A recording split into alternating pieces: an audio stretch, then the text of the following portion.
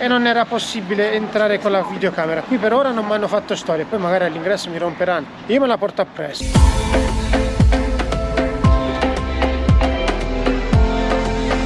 Will I ever learn to love again?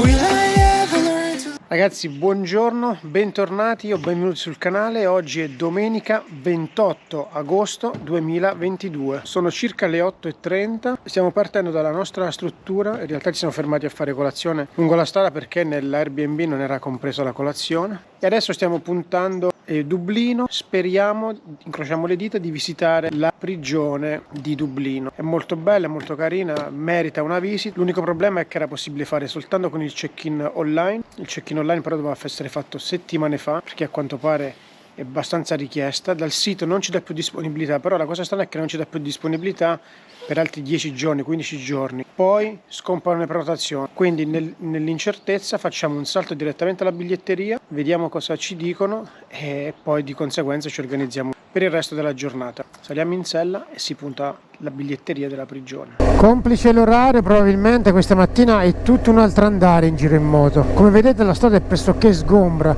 Tra l'altro ho impostato sul navigatore una strada diversa rispetto a quella di ieri, perché ieri ce me ne ha fatte fare una che sia all'andata che al ritorno li ho contati perché erano impressionanti. 38 rallentatori c'erano in 2 km di strada. Ho detto evitiamo di fare quella strada lì, perché sennò qua usciamo fuori di testa, e quindi ne ho scelto un'altra che è questa qui, e mi sembra la scelta giusta, la scelta azzeccata, mi sembra molto meglio, anche perché adesso ci mettiamo su una strada a scorrimento veloce e dovremmo arrivare abbastanza velocemente a Dublino. Siamo a 9 km e 6 dal nostro arrivo. Il meteo, come vedete, oggi è coperto, davano le previsioni e mettevano coperto tutto il giorno. Ha fatto già qualche goccetta d'acqua, ma tutto nella norma, quindi incrociamo le dita e speriamo che resti così. Siamo davanti al carcere di Dublino. Adesso la biglietteria è di qua, incrociamo le dita e vediamo se ci fanno entrare. Il parcheggio per la moto l'ho trovato, quindi per ora andiamo bene, vediamo un po'. Obiettivo raggiunto, ragazzi, abbiamo prenotato 2 biglietti per le 11:30. Prima non c'era posto, ma calcolando come eravamo partiti con aspettative bassissime è andata oltre il lusso. Il costo è anche imbarazzante, ridicolo direi, costa 8 euro, quindi sono 16 euro in due. Pensate che a Belfast, una prigione molto più piccola, chiedevano 12 sterline a testa e non era possibile entrare con la videocamera. Qui per ora non mi hanno fatto storie, poi magari all'ingresso mi romperanno. Io me la porto appresso. Comunque adesso andiamo a vederci. Pensare che la fabbrica della Guinness viene 26 euro. La fabbrica della Guinness costa 26 euro. Io l'ho già visitata la Guinness, volevamo visitarla, ma a sti prezzi penso che salteremo la Guinness. 50 euro di Guinness ce li beviamo anziché vederci la fabbrichetta, che io ripeto, l'ho già vista, non è niente di eclatante. Più è bello lo skyline in alto, ma col Mavic, tra l'altro, riprese top anche dall'alto del carcere. Comunque non vi spoileriamo nulla, andiamo avanti. Adesso andiamo in un altro posticino, un parco, e vi mostriamo anche un po' di cultura, non che quello fino ad ora non lo sia, ma Oscar Wilde, vi presenteremo Oscar Wilde. Ci aspetta Oscar. In pieno centro a Dublino, ed è appena successo un piccolo incidente. Finora abbiamo attraversato Dublino senza un intoppo, infatti girarla domenica mattina, dopo che questi qui sono ciuccati tutti quanti, perché ieri sera, ragazzi, non potete capire che cosa era qui. Alla sera si ciuccano e alla mattina non c'è in giro nessuno, e tu che sei un visitatore e vuoi girare Dublino riesci tranquillamente ad andare in giro senza impazzire con le code di ieri. Adesso qui siamo praticamente centralissimo, alla nostra sinistra c'è Temple Bar. Guardate che traffico che c'è, nessuno c'è. Stiamo andando a trovare la statua di Oscar Wilde. 70 metri a destra qui. A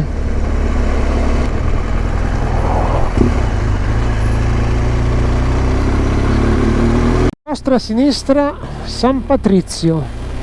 Siamo venuti ieri sera, ragazzi, ricordate il dronaggio notturno? Ecco, puntiamo Oscar prima che si faccia tardi. Noi abbiamo 125 cavalli, questo ce ne avrà 5 o 6 e questo ce n'ha 1. Povero cavallino. Vedo che qui è fresco, quindi non si dovrebbe stressare più di tanto il cavallino. Qui dentro è il parco dove c'è la statua di Oscar Wilde. Adesso parcheggiamo qui e via go.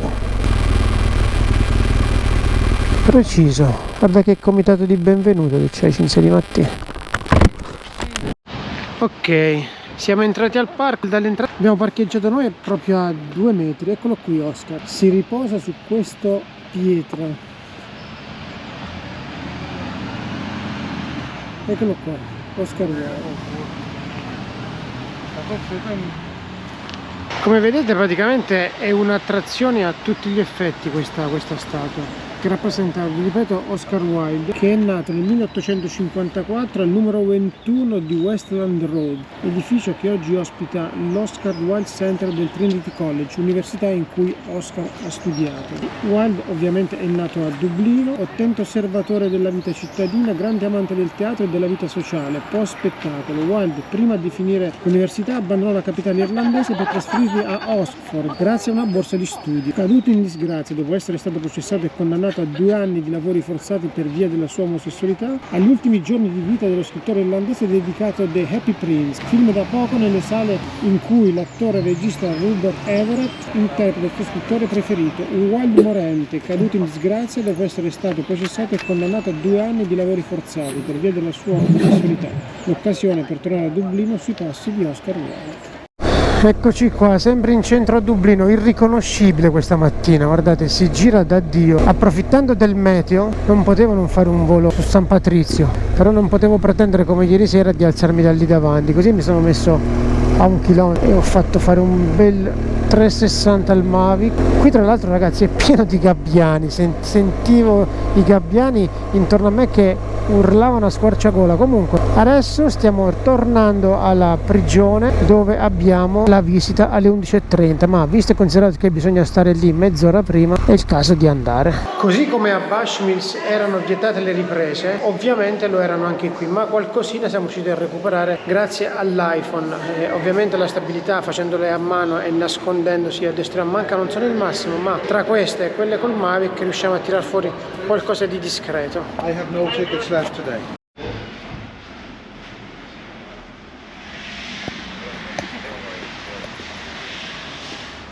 Now, ladies and gentlemen, very good morning to you all. We all feeling well, yes?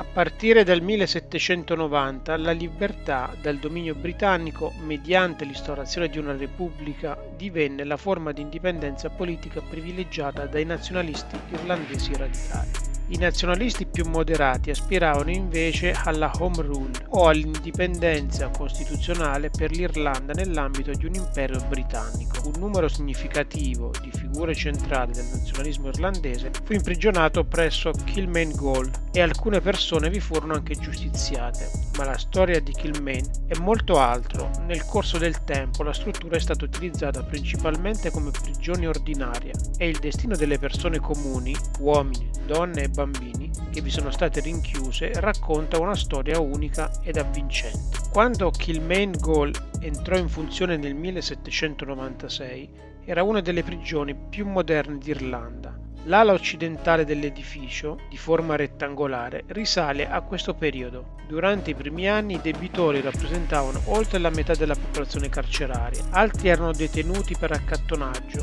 furto, aggressione, prostituzione ed ubriachezza. Le condizioni di vita erano dure. Per i primi 50 anni l'edificio non aveva né vetri alle finestre né illuminazione. I prigionieri avevano diritto soltanto ad una piccola candela ogni 2 settimane. Latte, miele, farina d'avena e zuppa erano tra i cibi presenti nella dieta. Agli inizi del XIX secolo le persone detenute per omicidio e furto violento erano impiccate pubblicamente sulla forca eretta davanti a Kilmainhall. L'ultima esecuzione pubblica ebbe luogo nel 1865. Bridget Butterly, 19 anni, e Bridget Ennis, 21, furono le ultime donne ad essere impiccate presso la prigione nel 1821. Le donne rappresentarono una porzione significativa della popolazione carceraria fino al 1881, anno in cui la prigione divenne esclusivamente maschile. Durante la prima metà del XIX secolo nel carcere erano detenuti prigionieri in attesa di essere deportati nelle colonie penali in Australia. Una sentenza di deportazione poteva essere pronunciata per diversi crimini,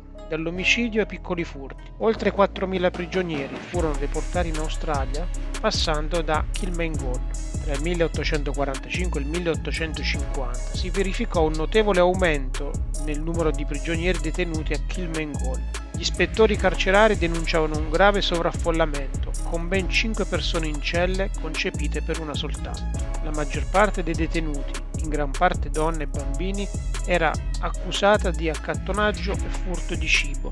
La spettacolare ala orientale, dotata di altre 96 celle, fu inaugurata nel 1862. Durante l'epoca vittoriana si riteneva comunemente che l'architettura carceraria avesse un ruolo fondamentale nella riabilitazione dei detenuti. Durante tale periodo, la gestione della struttura si basava sui principi del silenzio e separazione. I prigionieri non potevano comunicare tra loro e trascorrevano la maggior parte del tempo da soli, nelle loro celle. Le autorità carcerarie auspicavano che impiegassero il loro tempo leggendo la Bibbia, in contemplazione, e si pentissero dei propri crimini. Ovviamente si è usata la prigione di Kilmainham anche per rinchiudere avversari politici, come ad esempio i Feniani. I Feniani erano una società segreta i cui membri erano legati a un giuramento creato allo scopo di liberare l'Irlanda dal dominio britannico. In seguito al fallimento della rivolta feniana del 1867, molti di loro furono rinchiusi a Kilmainham. I prigionieri comuni lasciarono la prigione ed il livello di sicurezza fu innalzato. Di fatto la prigione viene chiusa il 28 febbraio 1910, ma successivamente fu impiegata per la detenzione di prigionieri politici durante il periodo dal 1916 al 1924. Dopo un periodo di abbandono, nel 1960 fu istituito il Kilmainham Gaol Restoration Committee, un comitato per la ristrutturazione di Kilmainham, formato da volontari al fine di preservare la prigione, considerato un monumento del nazionalismo irlandese. Il lavoro dei volontari è proseguito per circa 30 anni, fino a quando la prigione è stata riconsegnata allo Stato nel 1986. Oggi Kilmainham Gaol riceve visitatori da ogni parte del mondo.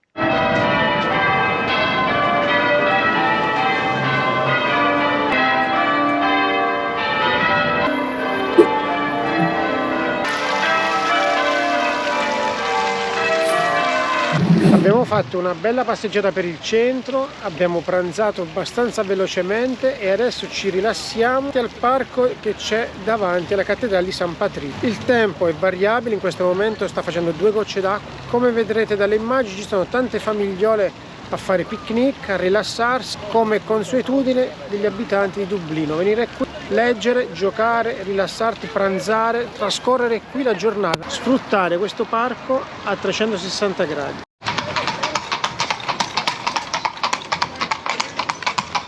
Questa qui davanti, ragazzi, è la fabbrica della Guinness e da lì sopra si può ammirare il paesaggio. Guinness Storehouse. La visita alla Guinness l'ho fatta nel 2006, credo. Sinceramente non vale quello che costa, secondo me.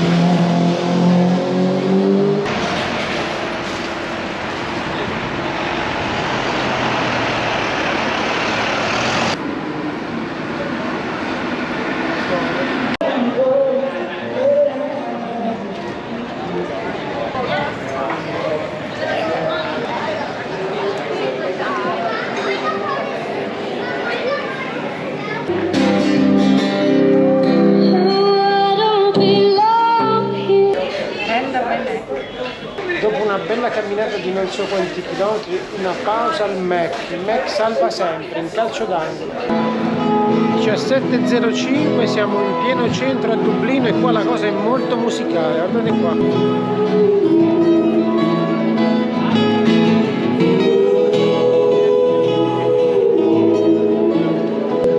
Pieno di gente e pieno di artisti, c'è chi suona, chi dipinge, chi salta, chi balla, trick e ballacche, pieno zeppo di gente. Una città estremamente viva di domenica e anche di sabato,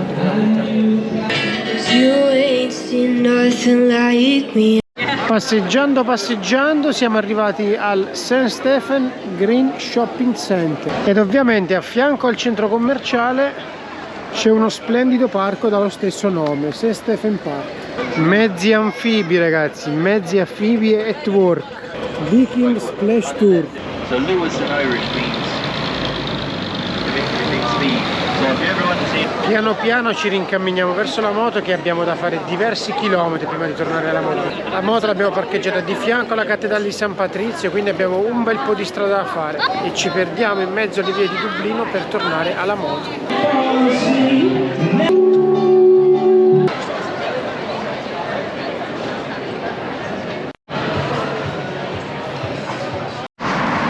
Siamo tornati alla moto, ragazzi. La moto è parcheggiata di fianco alla cattedrale di San Patrizio, che è qui. Qui c'è il giardino. Ho lasciato la moto parcheggiata qui con tutte le borse aperte, non quelle d'alluminio ma quelle di sopra, ovviamente sono aperte, non posso chiuderle, e nessuno ha toccato nulla. Se fossi stato a Milano non avrei potuto fare questa roba qua. Ci saresti neanche andato. A parte che non sarei neanche andato, ma se l'avessi fatto sarei andato via con l'ansia. Qui ho lasciato la moto così come la vedete, in pieno centro, di fianco alla cattedrale di San Patrizio, e nessuno ha toccato nulla. Adesso salutiamo Dublino, salutiamo la cattedrale di San Patrizio, torniamo verso la nostra struttura. Piccola spesa per questa sera, o meglio per la colazione di domattina, doccia, un po' di relax e poi ci andiamo a fare una birretta in qualche pub e vi saluteremo e chiuderemo il video.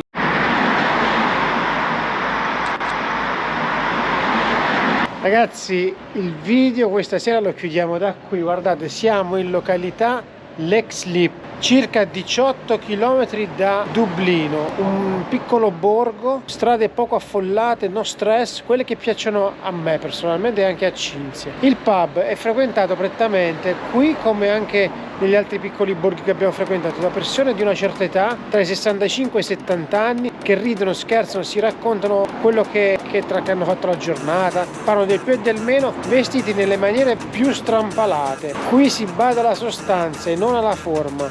I ritmi scorrono lenti, no stress. Adesso il video lo chiudiamo da qui, sotto questo pub della Guinness, dopo esserci fatto una Guinness a testa. Lasceremo Dublino e punteremo ancora verso sud, perché ci riavviciniamo a quello che è il nostro porto di arrivo, che sarà il nostro porto di partenza, di rientro. Vi ringrazio se siete arrivati fin qui. Se non l'avete ancora fatto, iscrivetevi al canale, gratis, a voi non costa nulla e per noi è tanta benzina.